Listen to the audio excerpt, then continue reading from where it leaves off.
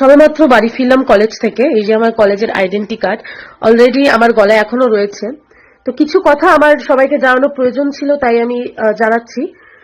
আজ আমার সাথে একটি ঘটনা ঘটে। আমার কলেজে আজ বাংলা মাইনরের এক্সাম ছিল, এবং কলেজেই ছিল এক্সামটা। যথাযথ সময় আমি এক্সাম দিতে যাই। কলেজের একজন ইউনিয়ন দাদা, তিনি বেশ কিছু দিন থেকেই আমাকে ফোন কল করতে থাকেন, মেসেজ করতে থাকেন, তবে আমি সেটা ইগনোর করে যাই। আমি ঝুট ঝামেলা ভালোবাসতাম না, আমি চাইছিলামও না, তার জন্য আমি কিন্তু কোনো ওনাকে রিপ্লাইও দিইনি। ইভেন ওনার মেসেজ বা কল আসছে বলে ওনাকে ব্লকও করিনি। যাই হোক, এটাই আমার ভুল ছিল যে আমি কেন ব্লক করিনি। আজ এক্সাম দেওয়ার পরে বেরোনোর পর উনি নাকি আমার সামনে দাঁড়িয়েছিলেন, তবে আমি নাকি ওনাকে ইগনোর করেছি। ইগনোর করে হেঁটে বাড়ি চলে আসছিলাম। আমার মনে হয় আমি পরীক্ষা দিতে গেছিলাম, পরীক্ষা থেকে আমার বাড়ি আসার কথা, তাই আমি বাড়ি আসছিলাম। যেহেতু কলেজ থেকে আমাদের স্টেশন বেশি দূর না, তো আমি হেঁটে হেঁটে একা একা বাড়ি আসলাম, বিকজ আমার সাথে যারা আর কি যায় এখান থেকে তাদের বাংলা ছিল না। একা একা বাড়ি আসছিলাম। আসলে উনি আমার পিছু নেন। পিছু নিয়ে এসে রাস্তার মধ্যে হঠাৎ করে উনি আমার সামনে ওনার বাইক এনে থামান। থামানোর পরে আমি যখন জিজ্ঞাসা করি আপনি মানে এটা কেন করছেন, তখন ওনার কথা এটা ছিল, আমার বাইকের পেছনে উঠে বসো। আমি যখন জিজ্ঞাসা করি কেন, তখন উনি বললেন যে তোমাকে একটা জায়গায় নিয়ে যাব, আমার বাইকের পেছনে উঠে বসো, তোমাকে বলছি বসতে। আমার একটাই প্রশ্ন, এটা আমার সবার কাছে প্রশ্ন, আচ্ছা আমাদের মেয়েদের কি না বলার কোনো অধিকার নেই? আমরা কি না বলতে পারি না কাউকে? যখন আমি ওনাকে না বলি যে না আমি আপনার বাইকে আমি তোমার বাইকে কেন উঠবো, আমি তোমাকে চিনি না, না তুমি আমার দাদা হও, না তুমি আমার পরিবার হও, না আমার বন্ধু হও, তুমি কিচ্ছু হও না, আমার পুরো রাইট আছে তোমাকে না বলার যে না আমি তোমার বাইকে উঠবো না, আমার যখন সেটা সহমতি নেই। বলার পরে উনি আমাকে বারে বারে ফোর্স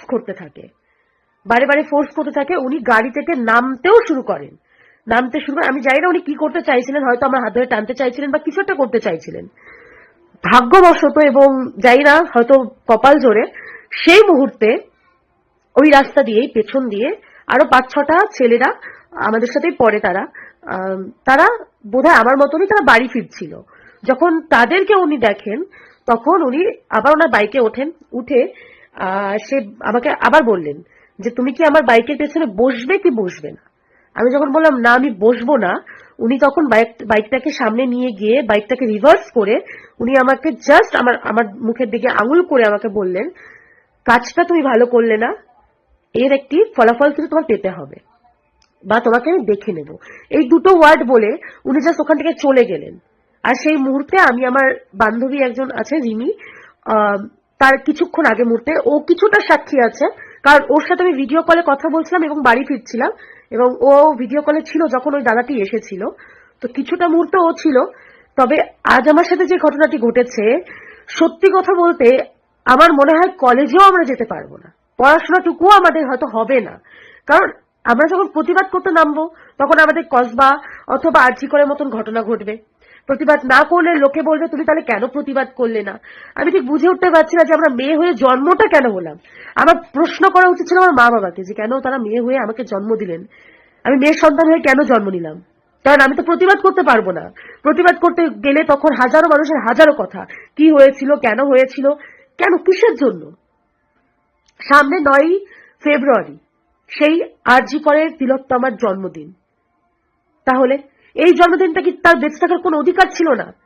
সে কি এমনি এমনি এত কষ্ট করে পড়াশোনা করেছিল, আর তাকে তার কাজের ক্ষেত্রে তাকে মৃত্যুবরণ করে নিতে হলো। আর ঠিক একইভাবে আমরা কলেজে যাচ্ছি, তারা ইউনিয়নের দাদা হয়ে তাদের এত কিসের পাওয়ার আমি জানি না এত কিসের পাওয়ার তাদের, যে সকল স্টুডেন্টরা আমরা কলেজ স্কুল কেন যাই, একের পর এক ক্লাস পার করে নিজেদের জীবনে কোনো কাজ করব সেগুলো খোঁজার জন্য যাই। ইউনিয়ন কেন তৈরি করা হয় আমি তাও জানি না, আর তারা সেটা কেনই বা করে। অথচ কলেজও বা কেন অ্যালাউ করে প্রতিটা মুহূর্তে পরীক্ষা দিতে বলবে ইউনিয়নের দাদারা ক্লাসের মধ্যে ঢুকে যাচ্ছে, পরীক্ষা হলে ঢুকে যাচ্ছে, অদ্ভুত একটা বিহেভিয়ার। আজকে যে ঘটনাটি ঘটেছে আমার সাথে, এটি আমার সাথে আরো বেশি কিছু ঘটতে পারতো। খালি হয়তো আমি ব্রেভ ছিলাম বলে আমি ওটা প্রতিবাদ করেছি, বা আশেপাশে আরো লোকজন ছিল বলে উনি কিছু করতে পারেননি, বা ওনার সাহস হয়ে ওঠেনি। কিন্তু এই সাহসটা যদি উনি আরেকটু দেখাতেন, তাহলে আমি জানি না এক্স্যাক্টলি আমি এই ভিডিওটুকুও করতে পারতাম কিনা। আজ পৃথিবী বা আজ আমাদের পশ্চিমবঙ্গটি কি জায়গায় গিয়ে পৌঁছেছে, ধারণার বাইরে, ধারণার বাইরে। আজকে আমার সাথে যে ঘটনাটি ঘটলো, আমি জানি না কারা আমার সাথে রিলেট করতে পারছো যে তারা কলেজে গিয়ে ইউনিয়নের দাদাদের কাছ থেকে হ্যারাসমেন্টের শিকার হয়েছে কিনা। আমি হয়েছি, তাই আমি এই ভিডিওটা করলাম আজকে।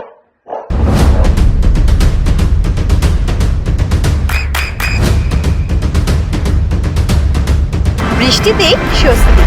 বৃষ্টি অ্যাকোয়া বিশুদ্ধ পানীয় জল। সবেমাত্র বাড়ি ফিরলাম কলেজ থেকে। এই যে আমার কলেজের আইডেন্টি কার্ড অলরেডি আমার গলায় এখনো রয়েছে। তো কিছু কথা আমার সবাইকে জানানো প্রয়োজন ছিল, তাই আমি জানাচ্ছি। আজ আমার সাথে একটি ঘটনা ঘটে। আমার কলেজে আজ বাংলা মাইনরের এক্সাম ছিল, এবং কলেজেই ছিল এক্সামটা। যথাযথ সময় আমি এক্সাম দিতে যাই।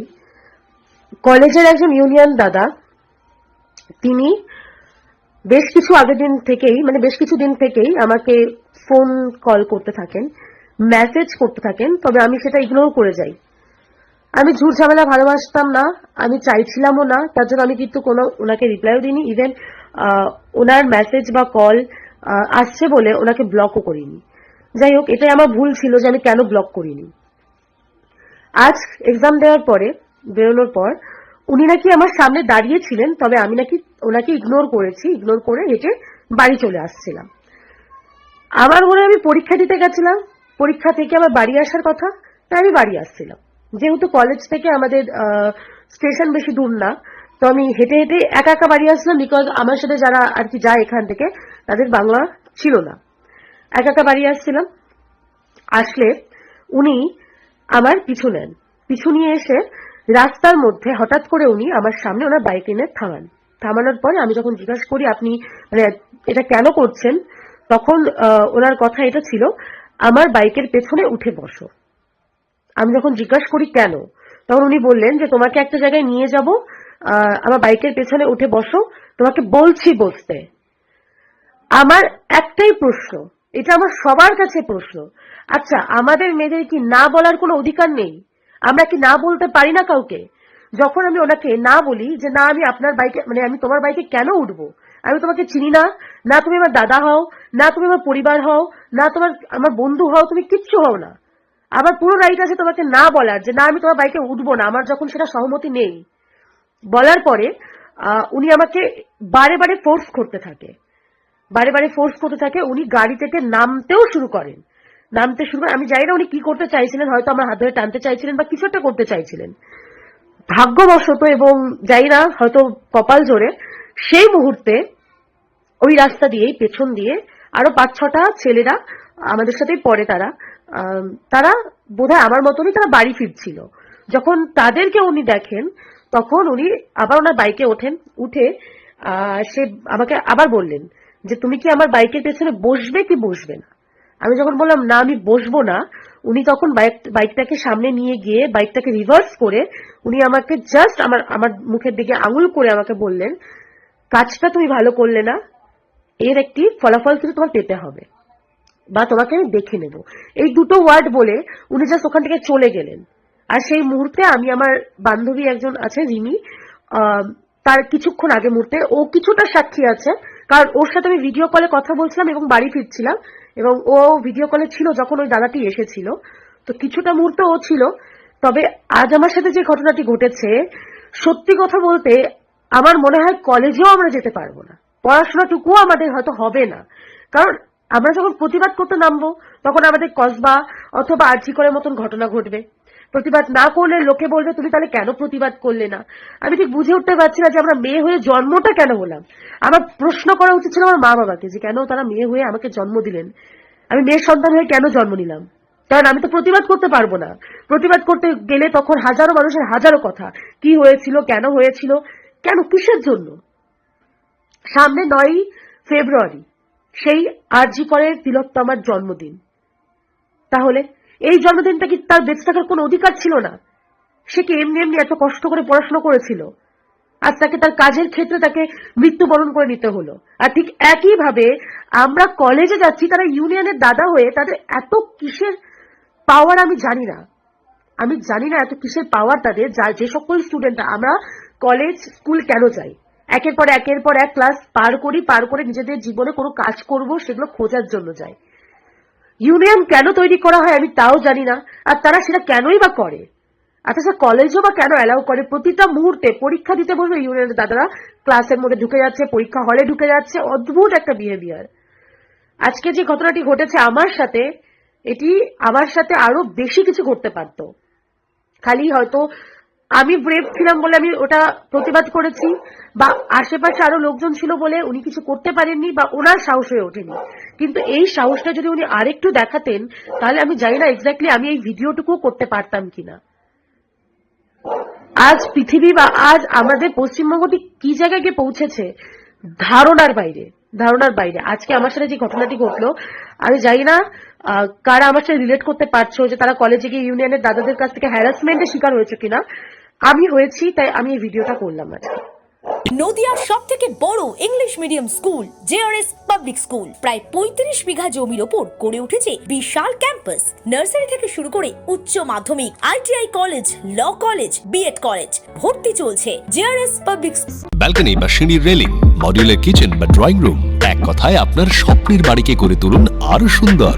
Chakdah ply centre, gorgeous look বা কোয়ালিটি সবেতেই number 1। Chakdaha ply centre, Chakdaha ply centre, KBM, Chakdaha, Nadia. করবেন কেন করবেন বুঝতে পারছেন না তো? সঠিক গাইডলাইন পেতে আজই আসুন নদিয়ার চাকদাতে নিবেদিতা প্রাইভেট লিমিটেডে।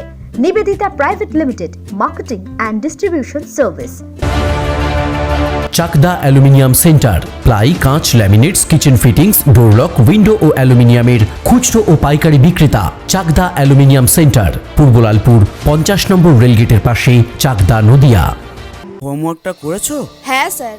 এ বাবা, ভুল করেছো কেন? চোখে কেমন ঝাপসা দেখছি, লিখতে আর পড়তে খুব সমস্যা হচ্ছে। চাকদার মডার্ন অপটিক্স থেকে ভালো চোখের ডাক্তার দেখিয়ে নাও। প্রতিদিন প্রকৃত চোখের ডাক্তার ও দৃষ্টি বিশেষজ্ঞ মডার্ন অপটিক্স, চাকদহে। স্যামসাং, জিও, রিয়েলমি, নদিয়ার একমাত্র অথরাইজড ডিস্ট্রিবিউটর ঘোষ কমিউনিকেশন, থানার মোড়, চাকদা। ভাবছেন 3 স্টার ক্যাটাগরিতে কাটাবে? রুম রে মাত্র 1500 টাকা থেকে স্টার, খাওয়া দাওয়া রিজনেবল প্রাইস। নদিয়ার একমাত্র 3 স্টার ক্যাটাগরি হোটেল এনবি সোনার বাংলা হোটেল, কল্যাণী এইমসের ঠিক উল্টো দিকে, কল্যাণী, নদিয়া। নদিয়া জেলার সবথেকে বড় বিল্ডার্স চাকদার মা মনসা বিল্ডার্স, রড ও সিমেন্টের পাইকারি ও খুচরো বিক্রেতা। মা মনসা বিল্ডার্স, পদ্মবিলা, চাকদা, নদিয়া। রড কেনাকাটায় থাকছে ডিসকাউন্ট অফার। মা মনসা বিল্ডার্স,